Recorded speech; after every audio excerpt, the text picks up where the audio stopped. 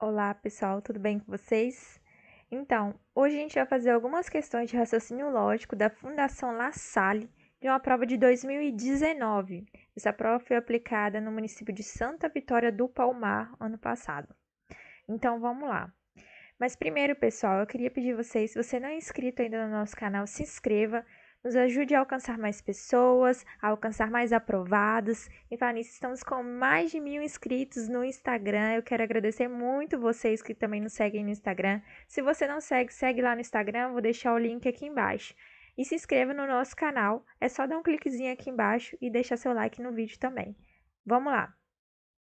Em raciocínio lógico, eu gosto de fazer a questão e já ir resolvendo para vocês. Então, assim a gente vai seguindo, tá bem? Questão 1. Segundo os conceitos básicos de raciocínio lógico, analise as afirmações abaixo. 1. A frase ele é jogador de basquete é uma proposição simples.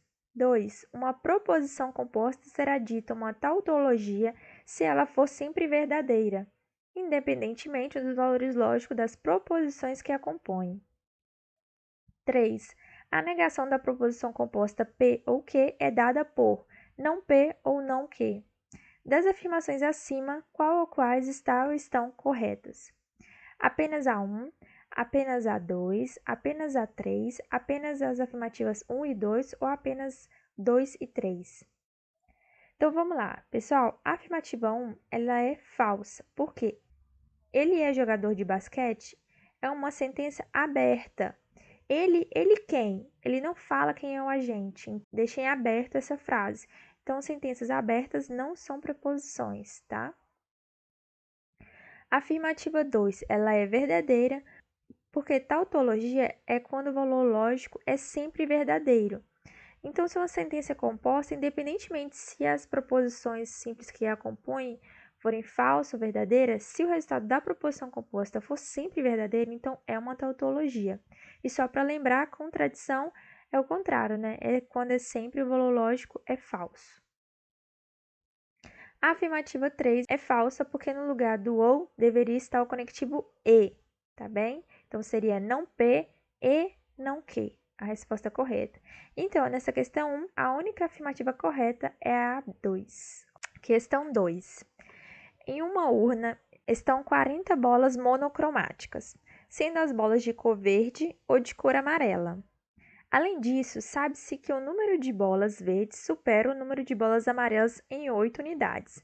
Nessa situação, ao retirar dessa urna uma bola ao acaso, a probabilidade da bola retirada ser da cor amarela é igual a: alternativa A, 10%, B, 20%, C, 40%, D, 50% ou E, 60%. Vamos lá. O total das bolas são 40 bolas que tem lá dentro, entre elas verde e amarela.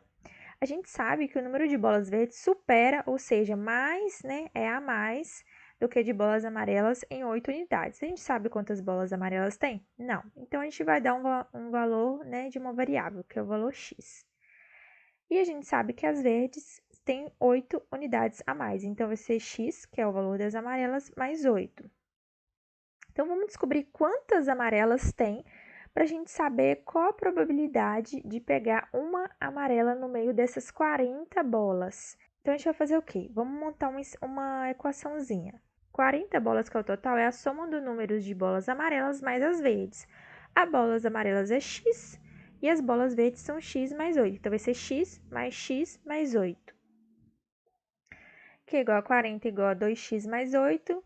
Passo 8 para o lado de lá com o sinal contrário, né? 40 menos 8 é igual a 2x, e passa depois, que dá 32, e passa depois o 2, que está multiplicando e dividindo. X, então, é igual a 16. Então, nós temos 16 bolas amarelas.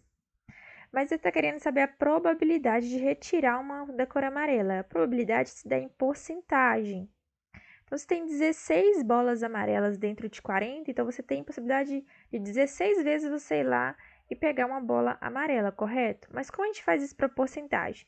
A gente faz uma regrinha simples, né? Que é dividir 16 por 40, que é o total, vezes 100, para sair em porcentagem, que vai dar 40%. Então, a nossa resposta correta é a letra C. Questão 3.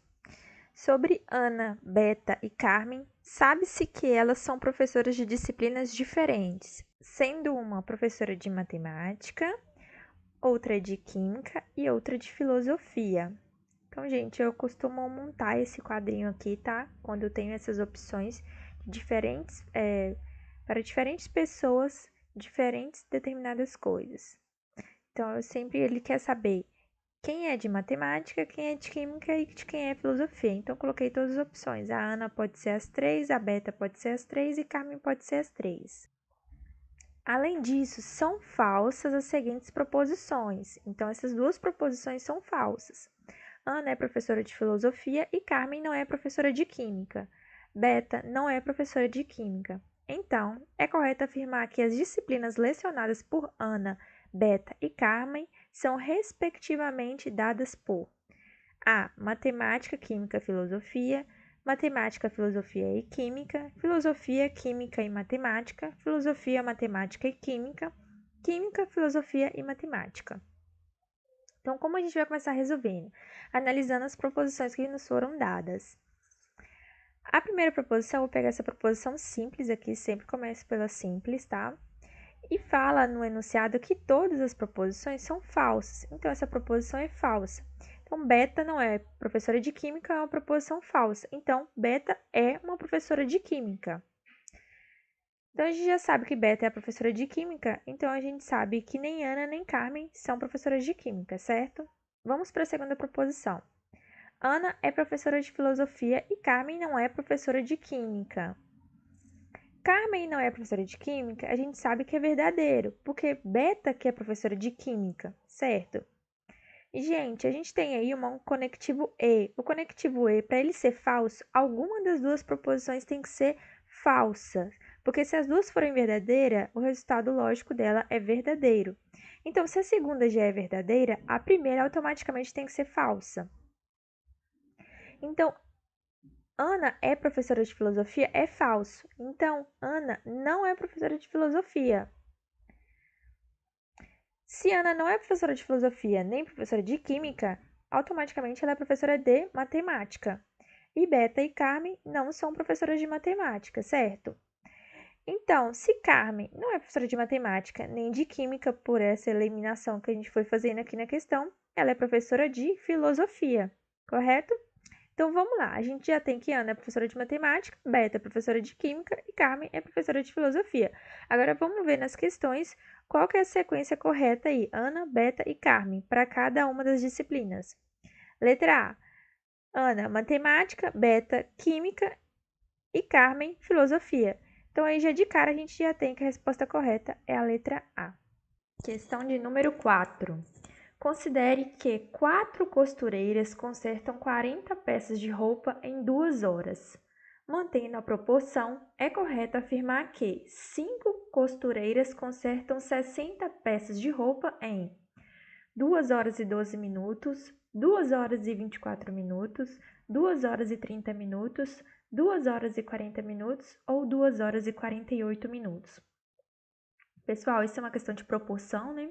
Então, o enunciado fala que 4 costureiras consertam 40 peças em 2 horas. E 5 costureiras consertam 60 peças e quer saber em quantas horas isso acontece. Vamos lá, então.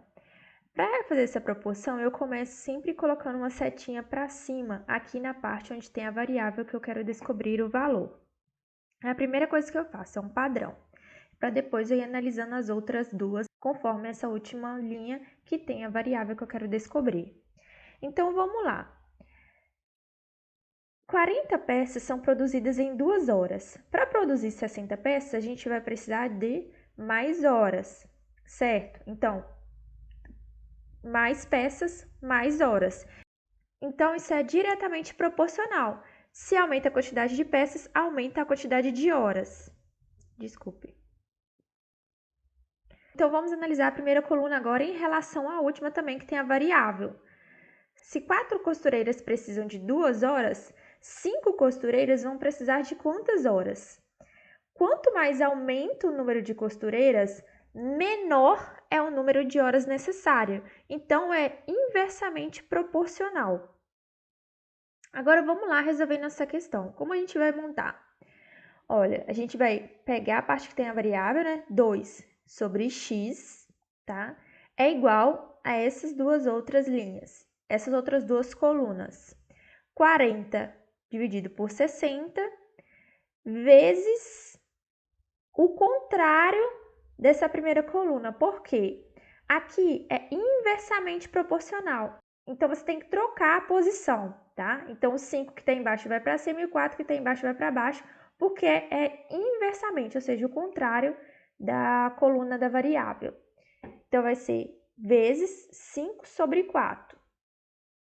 Aí, vamos cortar esses zeros aqui do 40 e do 60 para a gente poder simplificar mais a nossa equação. Então, vai ficar assim, 2 sobre x é igual a 20 sobre 24. Por quê? 4 vezes 5 é igual a 20 e 6 vezes 4 é igual a 24.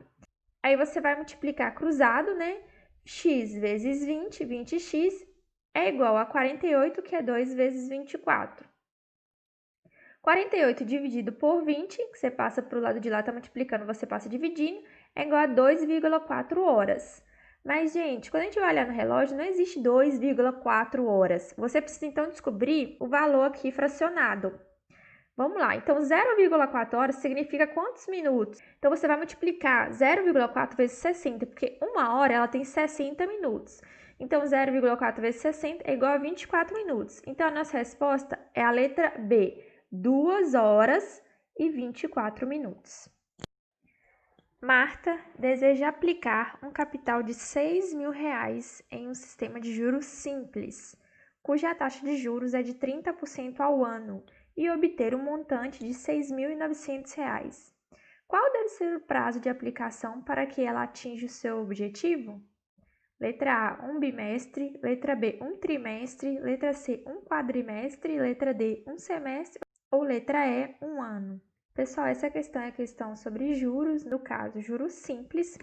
E a fórmula para o juros simples é essa aqui, ó. J é igual a C vezes I vezes T dividido por 100.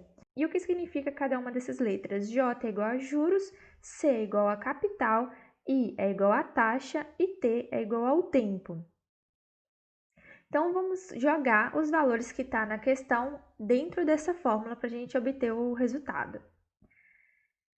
J, que é os juros, é R$900, porque ele tinha um capital de 600 e no final ele quer obter um montante de R$6.900. Então, os juros que vai gerar é de R$900, ok? É igual a 6.000, que é o capital inicial que ele colocou, 6.000. E eu coloquei aqui, gente, a taxa como 2,5. Por quê? No enunciado fala que os juros, a taxa de juros é 30% ao ano. E aqui nas alternativas, tá vendo? Tem bimestre, trimestre, quadrimestre. Então, eu queria um resultado em meses para ficar mais fácil para mim descobrir. Então, o que eu fiz? Dividiu 30% por 12, né? Que um ano tem 12 meses. Então, dividiu 30 por 12, que ficou 2,5. Mas se você quiser deixar o ano também e depois, se o resultado der menos de um ano e você quiser dividir para ter os meses, também pode ser, tá? Então, vamos lá, continuando. Vezes o T, que é o tempo, que é o que a gente quer descobrir, né? Que aqui fala qual deve ser o prazo de aplicação, dividido por 100. Já vamos começar aqui simplificando, né? Cortando aqui esses 6.000 com 100, porque aqui tem uma divisão, né? Então, a gente pode cortar. E aí, o resultado vai ser 60 vezes 2,5 é igual a 150. Então, 900 é igual a 150 vezes T. Porque aqui, como sobrou 1, né, gente? 1 não interfere aqui na divisão. Então, a gente passa esse 150 que está multiplicando para o outro lado dividindo. E também a gente já corta aqui o 0,900 com 150, já que é uma divisão. Porque, gente, o mais simples possível que você puder deixar os números, o menor possível, é melhor para você multiplicar. Porque na hora da prova você não tem calculadora. Você tem que fazer na mão. Então, você tem que pensar a forma mais simples de deixar os números para você fazer a conta, tá? E o resultado disso é 90 dividido por 15 é igual a 6. Então, o tempo, o prazo é 6 meses. E aqui vamos nas alternativas: bimestre, trimestre, quadrimestre, semestre ou um ano. Então, 6 meses é igual a um semestre. Então, a resposta certa é a letra D. Pessoal, mais uma vez, muito obrigado. Se você gostou do vídeo, deixe seu like. Se você não é inscrito no nosso canal, se inscreva. Compartilhe esse vídeo com outras pessoas que também estão precisando estudar nesse momento. E vamos lá, força pessoal, tá? Nos segue lá no Instagram também. Qualquer dúvida, deixe aqui no comentário. Deixe também no comentário se você gostou. Se você tem alguma sugestão dos próximos vídeos, de alguma banca que você queira em especial, que a gente vai atendendo vocês. Muito obrigada. Fiquem com Deus.